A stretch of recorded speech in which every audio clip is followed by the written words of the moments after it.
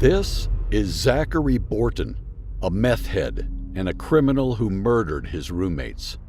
Zachary Scott Borton, a resident of Grand Rapids, finds himself at the center of a harrowing crime. He stands accused of 3 counts of murder, casting a dark shadow over the quiet town. The victims: Delmar Eugene Fraley, 80, Edward John Kanzler, 70, and Michael George Pauley, 70, tragically lost their lives, succumbing to fatal gunshot wounds. Their bodies were discovered in the early hours of a somber Sunday morning, sending shockwaves through the tight-knit community residing on Fishville Road in Grass Lake Township. Borton's troubled past adds an eerie layer of complexity to this already baffling case. As a registered sex offender, he has a history tainted by prison sentences, having been incarcerated for various crimes such as car theft and robbery. The records speak of a troubled individual who has walked a dark path. His connection to a prison gang, as confirmed by Jackson County Sheriff Gary Schutte, further deepens the mystery surrounding this grim series of events. However, the extent of Borton's involvement with the gang remains uncertain, leaving investigators to untangle the intricate web of his criminal associations and determine if they played any role in the tragic shootings. Borton found himself confined within the cold, sterile walls of the interrogation room, left alone with only his thoughts to keep him company.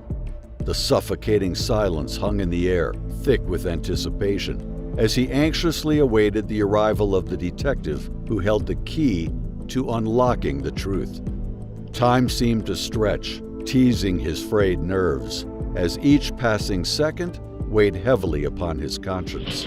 Zachary. Yeah. Hi, Zach. I'm Brian. Nice to meet you. You guys need something, just let us know, okay? I'm a detective from Jackson County. So I just want to talk to you a little bit, just to get your side of the story. I always know there's 2 sides to every story. Detective Brain entered the interrogation room with a confident demeanor, introducing himself to Borton. With a friendly tone, he acknowledged the age-old truth that there are always 2 sides to a story. Without wasting any time, the interrogation commenced. I have been present with you before or during any questioning. If you want a lawyer but cannot afford one will be appointed to represent you at public expense. If you can't read real well. If you waive your right to remain silent and later wish to stop answering questions, the questions will stop. If you waive your right to have a lawyer present and later change your mind, the questioning will stop until you have talked with your lawyer. Do you understand your rights? I understand. Given these rights in mind, are you agreeing with talking to me today? Yeah, as long as I get to see my wife. I mean, I'm not going to talk. I'll do it as long as Grand Rapids cooperates with that. I have no issue. All right, I'm not going to talk until I hug her though, because I know how that goes. Like, I mean, she can say, you can say I can try to do whatever I can. You already got statements. Well, where is she at right now? She's in Grand Rapids, not too far from you. Okay. We talked, so I mean, the detective, or not, I don't know if it was an officer that was sent by the detective, told her that they can make sure that we can hug and we can say bye to each other and stuff. Can you take my word on it if I talk with him? I'm not going to confess to nothing until I understand that. Will you take my word that I'll get you a hug and get you to talk to her if I can get them to agree to it? I don't know that I can get her right this second here. Well, I'm just saying I'm not going to, I mean, how does that work? I mean, you can say anything, I mean, but, you know what I mean? It's not, that's like we're at a standoff because, like, I can say anything and then it's like, oh, well, I tried. Or they said they were going to, but this, you know what I mean? So that's the only thing that's important to me is I know my life's over. Okay. So I want to hug my wife goodbye. I want to give her a kiss. I want to talk to her for a minute. And they already said I could do that. Okay. That was one of the reasons I came in cooperatively. Okay. So, I mean, I just want that. And once that's fulfilled, so I know I'm not being bullshitted because that's already been told to me. My wife's not going to lie. They said that I can hug you and see you with that. I totally 100% believe that, and I totally will tell you that I would let you do that. I mean, I believe you would. I'm just saying, I don't think much. Let me see if I can get that arranged. All right, thank you.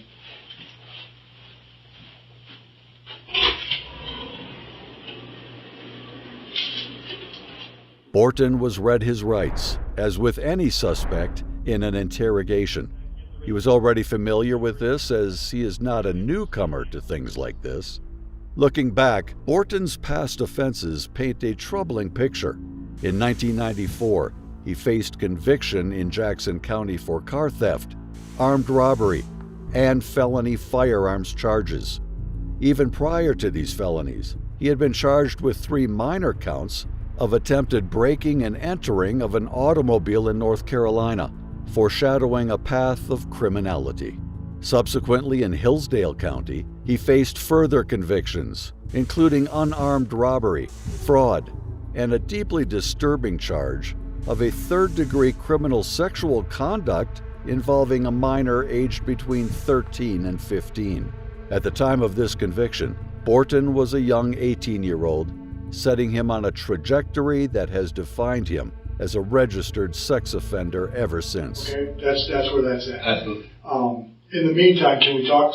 I mean, I'll answer a few questions that you guys know I'm not bullshitting, but I'm not gonna get a confession or tell you guys everything. That's fine. That's fine. And as soon as she gets here, as soon as they get him, she gets here, he'll bring her in. Even if we're right, no matter where we're at the questioning. Or well, I'm not gonna answer some of these questions. Okay. You know what I mean? I have nothing. You guys gotta realize this, and I'm just being 100. That's all I am. I'm not gonna lie to you guys. I'm not gonna bullshit you guys. Sure. I keep it shoot. I'm a straight shooter. You guys can make my life hell. You can't. Whatever. It doesn't do nothing to me right now. My life's over. You understand? Why do you feel your life's over? Listen, I'm not answering the question. Okay. Okay. I know my wife's over with. So all I'm saying is there's one thing I want, because I'm gonna be able to touch my wife again, is to give my wife a hug and talk to her. That's all. That's the only thing that's grounded me for this whole little process I've been going through. And then I had no problem going back until a year from now and telling you every little thing I've done and didn't do. It doesn't matter. One charge or a million charges, I'm over. What's up?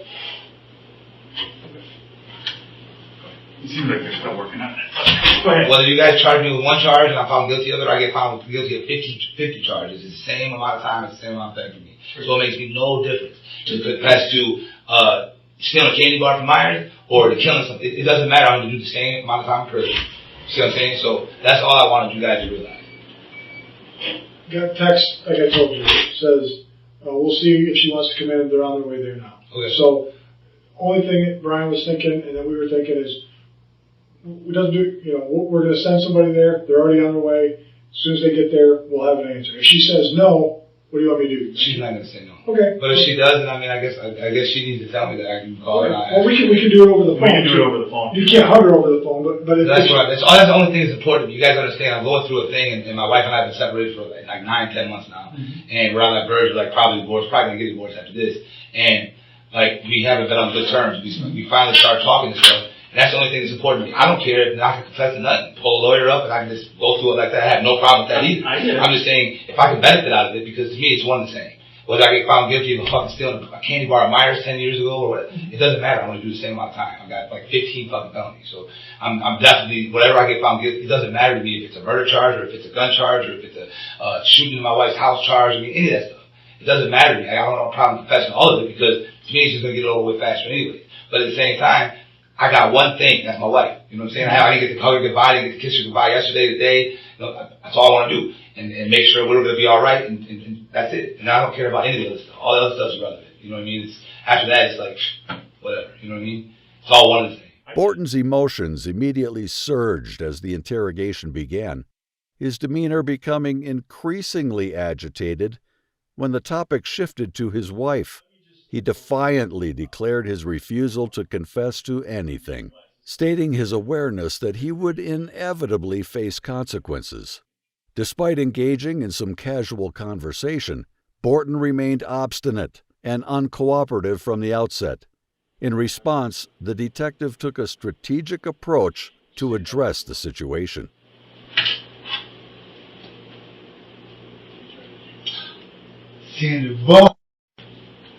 Hi, Papas. Hi, Papas. I can't play it. Daddy have kisses.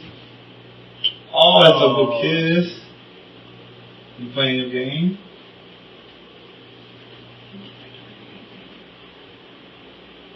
Aww.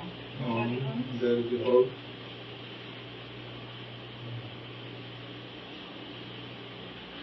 Is you okay? Hi, Papas. Aww. No daddy. Bad daddy. Good daddy kisses. Thank you. Feeling so big. Yeah. Loving our mommy. Mm-hmm. Loving our mommy. Come on. Can daddy get a little love? Can daddy get a little love? Get big. Oh. Daddy loves you. Look at that. Look at that. Look at that. Hello. I love you, silly guy. Alright guys, I hate to break it up, but we gotta do it. Alright. Thank you, guys. You wanna?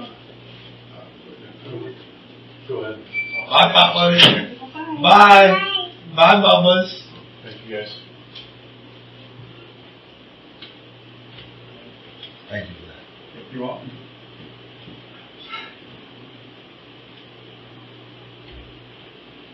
He's a cute little dude.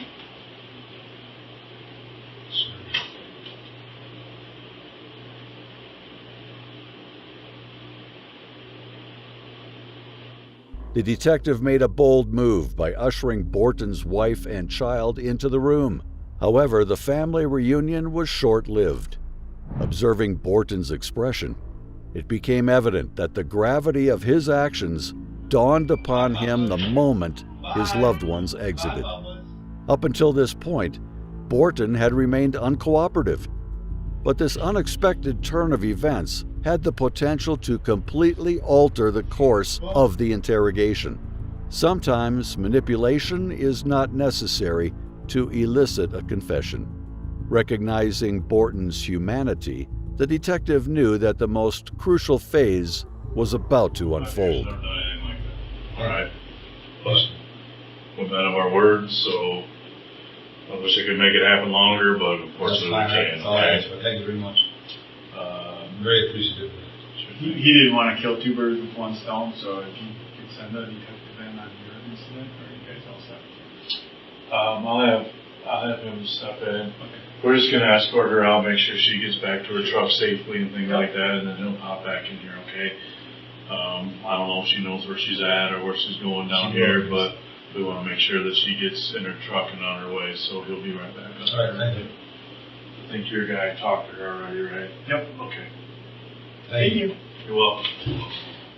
You want to get started on our Yeah, absolutely. Okay. Let me just go through this. I know we talked about it once before. Of course, I don't have my reading glasses, so this is a challenge. You have the right to remain silent. Anything you say can and will be used against you in the court of law. You have the right to talk to a lawyer and have him present with you before or during questioning. If you want a lawyer but cannot afford one, one will be appointed to you to represent you at public expense.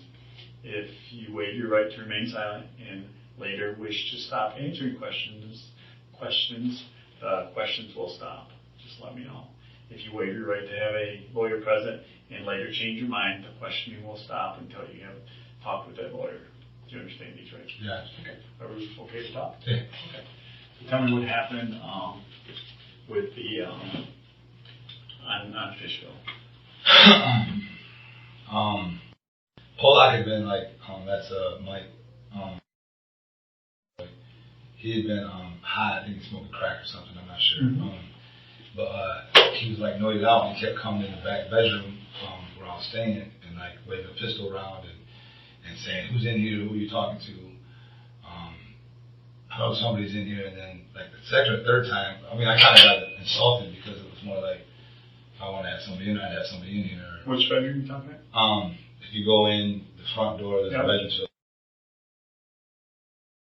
back right by the fireplace or whatever. There's a bedroom right there to the right. You know what I'm talking about? And then to the left, there's a like a I guess it'd be a front room, a big ass front room. It's almost like a family room. Yep. And then so in the bedroom right there on the right, when you first go in, that's the only other bedroom behind the main floor. And so he kept waving the pistol. He'd come in with the pistol, he wouldn't wave it, like then point it at me. Like at one point, I think like the second time he came in or something, he kind of waved it towards me. I was like, don't point a fucking pistol at me or some shit. It's just kind of like a guy's like back and forth. You know what kind of pistol it was? Yeah, it was 38. Okay. So he he comes in there with that, and he's like kind of waving around. What was he upset about? Because you had somebody. Well, he thought I had somebody in the Okay. room, but I didn't. And then I found out like the third time. I want to say it was the third time he came. He kept coming in there like, who's in here? And I was like, what the fuck? Maybe 15, 20 minutes. Who's in here? You know, I'd be half asleep. And I'm like, so like the third time or something, he's like, I know she's in here. I said, who the fuck are you talking about? And he said, yeah, which is like a girl that comes there every once in a while. That's, you know, she's messing with another biker or whatever, whatever. But he's kind of like her. He was kind of like infatuated with her, like kind of like wanted to look after. I don't know, like some weird thing. I don't know. He wasn't having sex with her, so I don't know, some weird thing. To everyone's surprise, Borton immediately began speaking as soon as he laid eyes on his family. It was as if their presence had a profound effect on him, instantly sobering him up. The sight of his loved ones seemed to ignite a newfound sense of clarity within him. Gone was his previous obstinance and uncooperative demeanor. Borton's sudden change in attitude signaled a pivotal moment in the interrogation, one where the true power of human connection and the influence of family came to the forefront. And then I went, once we figured out there was nobody out there, of course. I go back in, I don't know, it'll take me probably not too long to get back to sleep because it was really late at this time. And I hear like two distinct gunshots downstairs. But that was after I heard a bang. I think that's what woke me up, like a, I don't know, like a bang, it wasn't a gunshot, but it was like a crash. And then I hear gunshots. I want to say 2 to 3. I want to say 2, then the third. Like it was like 2 and then 3. And by that time, I already had a gun. I kept it, a 40 cal. Okay. And I jumped out of bed with the 40 cal and cocked it. Like door entrance. And he had a pistol. He had a 38 in his hand, and he said, "Motherfucker, I'm gonna kill you." And I thought he was talking about me. So I shot him twice or 3 times maybe. He was coming in the door. You shot. So Yeah, he was coming in the front door. And then he was yelling like something like "motherfucker," I'll kill you. Like he was agitated for sure, and he had the pistol like drawn up. And so I shot him, and then.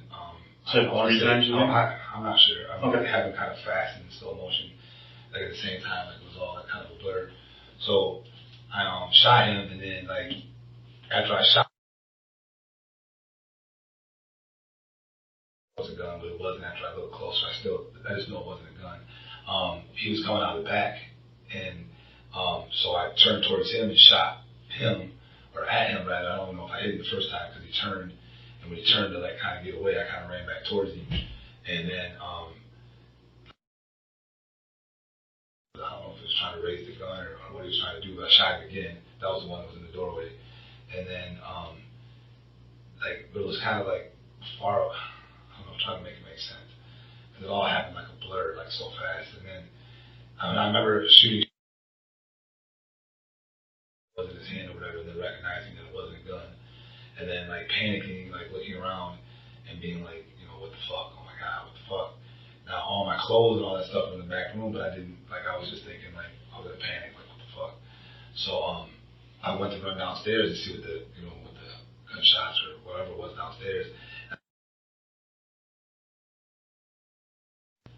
And that kind of fucked me up. And so I was like fucked up behind that. I ran back upstairs. Like kind of like panicking, like I don't know. And I went up the stairs. She wasn't there, which kind of baffled me. And I didn't have no cover. Who was this friend you said? Yeah, that's the one who lives there with me. Yeah. And I didn't have no ride or nothing, so I went back down. Keys or whatever off the table, and took his truck and just like drove away. And then after I got a little ways away or whatever, I called my wife and just told her that it was, you know, just trying to talk to her and stuff. And I didn't tell her what I did. I just told her I did something bad and that I didn't know what to do, and that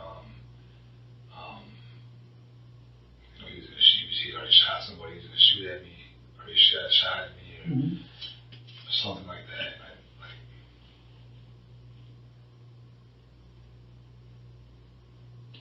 Borton proceeded to recount the events of the shooting, describing how he had fired multiple shots at the individuals involved.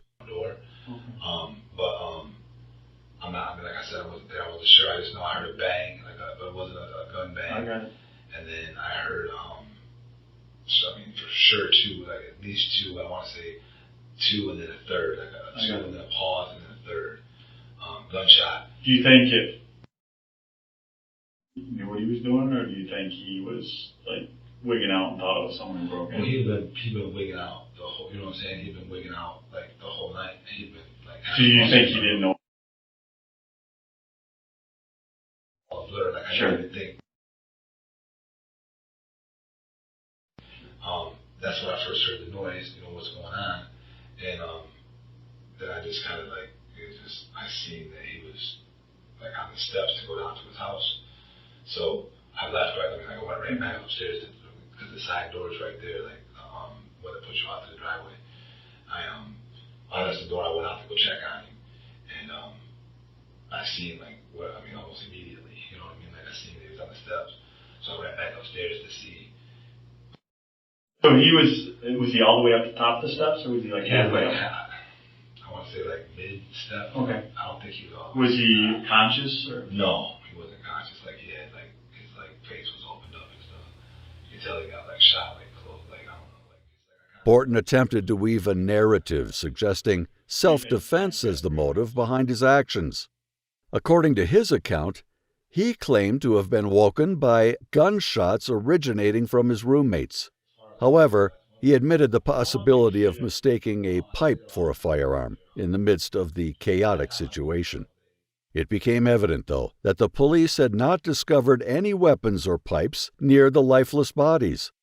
Borton's story appeared convoluted and lacked credibility, particularly considering the context of the incident being a meth house. As the investigation unfolded, the murky details surrounding his self-defense claim further cast doubt on the veracity of his words. Did you pass any police officers like in the area? Were we getting in the area, or did we get there quite well? I took right off. Like I panicked and I just tried to get out of there. Did you go north out of there, or? I went when you turn off the driveway, you go right. Okay. So you go down that way, and I remember taking a left, and I honestly couldn't tell you what direction I drove after that because I was just like befuddled. I was fucked up. I waited for a little while, then I called my wife. She kind of grounded me a little bit. When you got to Grand Rapids, were at 9 o'clock or so, where did you go? Tried to go to his mom's house, and she wasn't home. And I tried to go to one of our mutual friends' house, and he wasn't home. It was Sunday, for God's sake. Where was everybody at? Church? I was thinking the same thing.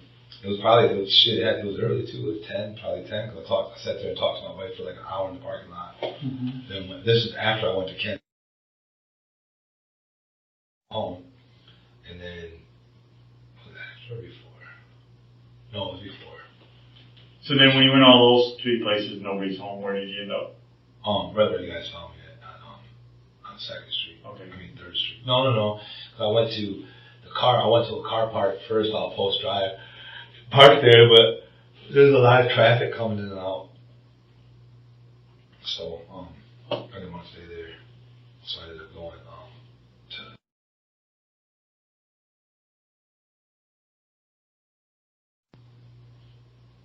Did you tell him what happened? No. I just told him I needed to chill for a while. I needed to just get some sleep or somewhere peaceful. And he was like, "What's up?" And I told him I didn't want to talk about it. And he said, "Okay." And did you tell your wife what you did? No. Okay. Just what'd you tell her? I don't want to talk about that. Yeah, that's fine. I don't want to get her in any trouble. That's fair enough. Yeah, anything to do with her. The detective encountered a significant setback during the interrogation. Surprisingly, Borton transformed into a cooperative individual the moment he laid eyes on his family, willingly sharing information without the need for coercion or prodding. However, when Borton declined to answer a particular question, the detective, fearing that it might trigger Borton's resistance once more, promptly retreated. Rather than pushing further, the detective allowed Borton to dictate the pace and direction of the interrogation acknowledging the delicate balance of maintaining Borton's willingness to speak.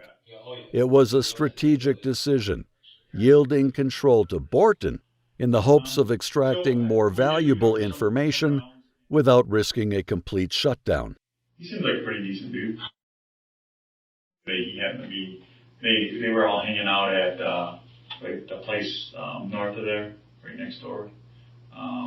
He's part of talking about the house north of there? Yeah. Talking about old girl's mom, dad's house. Yeah. He's part of it. He's in their club too, or? Talking about. It was just north of that. Oh. He's not part of the club? Oh, okay. He led me to believe he was. No, he's not. Is he full of shit? Yeah. He claims he.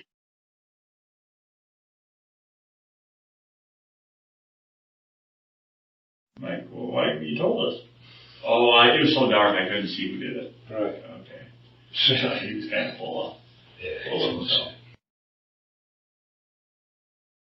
And a little bit. He seemed pretty down to earth guy. Is that a pretty decent club? I mean, motorcycle clubs you hear are kind of rough, but those guys all seem pretty decent. I mean, besides just having drug habits, that's about it. They didn't really cause no problems or having any like real beat. I mean, there's people coming out there, but it's mostly because the girls they protected, not them. You know what I mean? It's like girls that have problems with guys that come out there and then make sure the guys stay away from them or whatever. So we did recover some rounds in each one of the individuals. We found some casings. A 38 is probably not going to eject a casing. It's typically a revolver. I'm assuming that was a revolver. So we'll be able to match up. And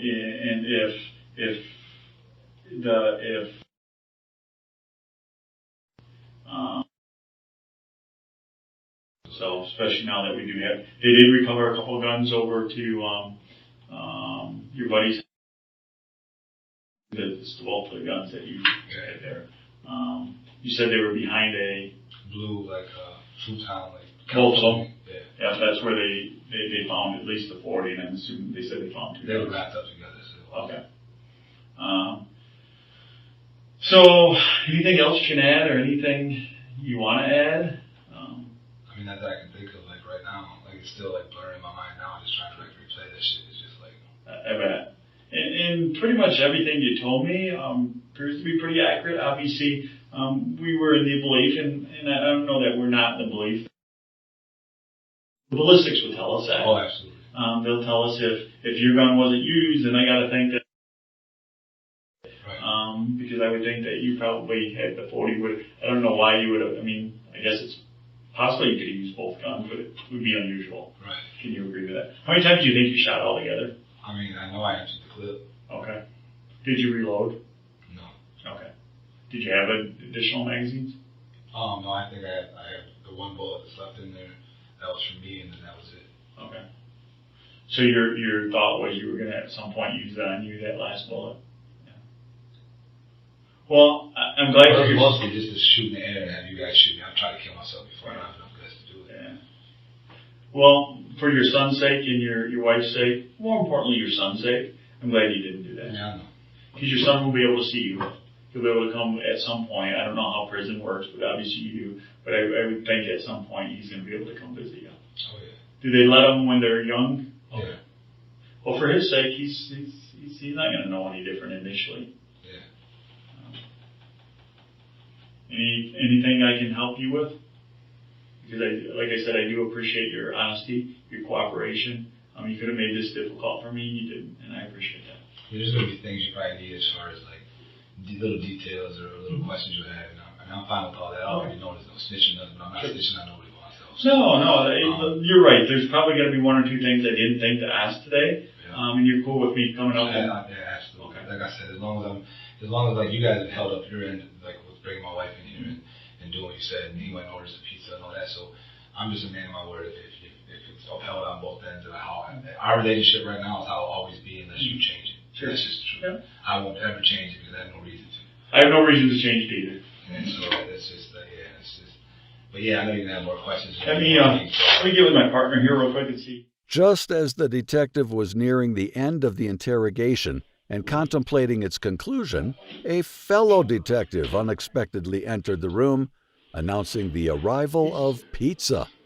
Despite the initial intention to wrap things up, the detective decided to remain seated and proceeded to pose a few additional questions.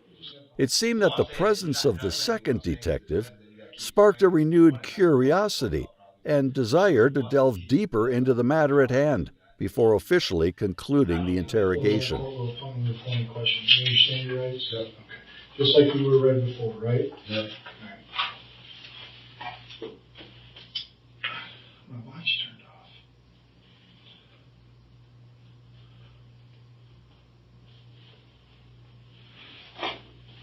I'm gonna be brief because I'm not. You know, we were listening. I was listening. I've been in here talking, and you've been straight up.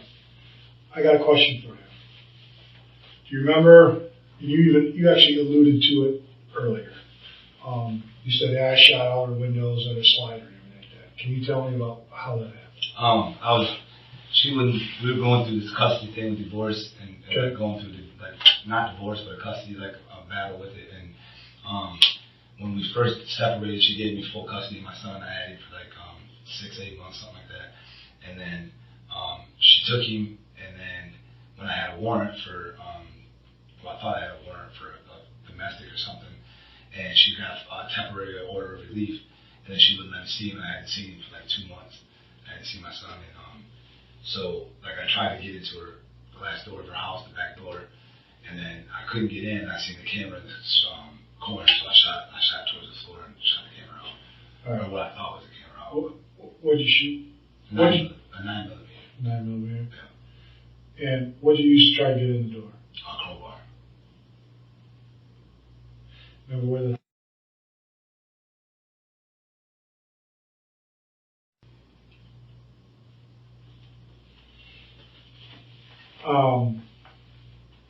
nobody was hurt? No. Did you ever get in?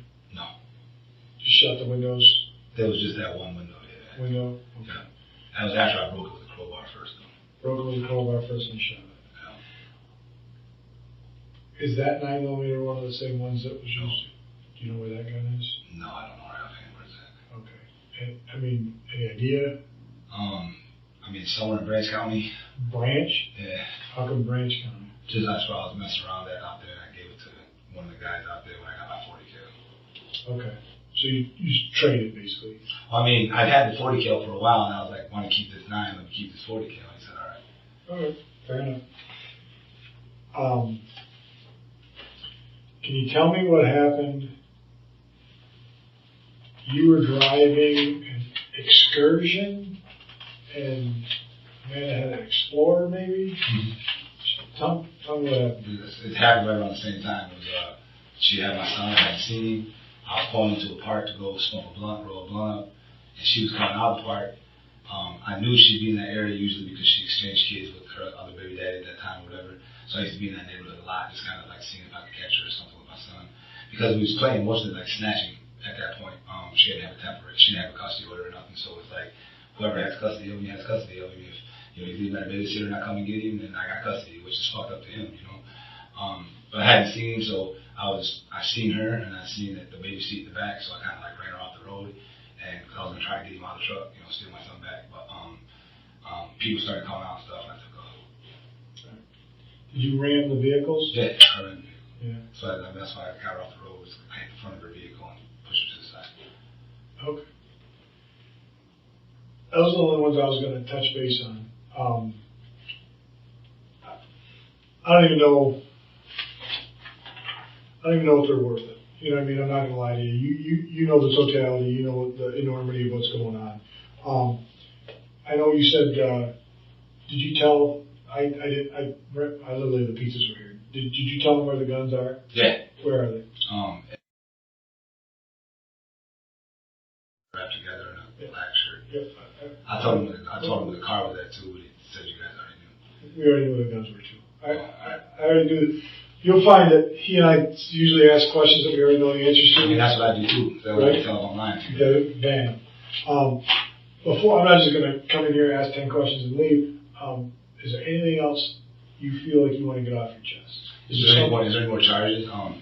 is that 2 charges, and is that the only charges I got, I think? No, I can tell you this. I don't know everything. I know you got some previous warrants.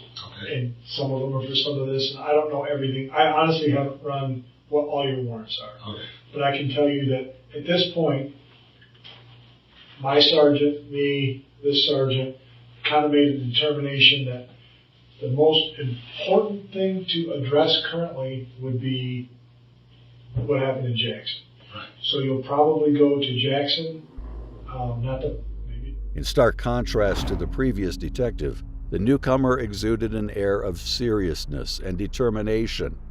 Unfazed by the nearing end of the interrogation, this detective proceeded to ask a series of critical and probing questions, unafraid to push Borton for more information. The intensity in the room escalated as the detective delved into the heart of the matter. However, after an intense line of questioning, the detective eventually wrapped up and left the room. With the interrogation now concluded, the long-awaited moment arrived as the pizza was brought in, allowing Borton to finally eat and unwind. Following his confession in the interrogation, Zachary Borton was sentenced to 2 life sentences with no possibility of parole. You're going to go in the front door of the Reception and Guidance Center? All things being equal, they'll take you out in a black bag on the way out, Judge McBain said to Borton.